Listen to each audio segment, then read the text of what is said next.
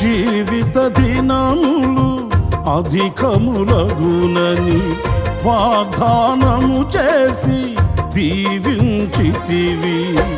ఆపత్కాలమున అండగా నిలిచి ఆశల జాడలు చూపించితివి. ఆపత్కాలమున అండగా నిలిచి ఆశల జాడలు చూపించితివి. శ్రీమంతుడవై సిరికే రాజువై వెతలను బాపి నా స్థితి మార్చితివి. అనురాగమే